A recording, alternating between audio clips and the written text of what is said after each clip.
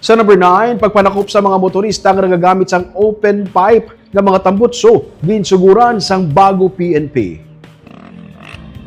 Sa ilaga Facebook, ginpahiokon sa ilaga Facebook page, ginpahibalo sang bago PNP ang publiko nga nagapangdakop na sila sa mga motorcycle riders nga nagagamit sang open pipe nga mga tambutso. Ginatawag ini nga ilihok nga pahamtang sa husto, ipaayo ang tambutso. Fix your mufflers, avoid penalties.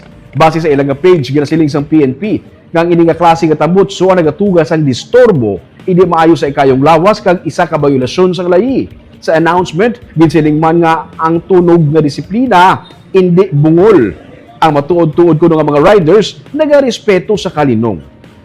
Sa kahapon, ginpapundo ang mga motorista, kag nakita nga may nagagamit sa open pipe mufflers, kag ginwarningan nga dakpo na sila, nga madakpan, kung dakpo na sila sa masunod nga bakitan sa gihapon nga nagagamit sang open pipe.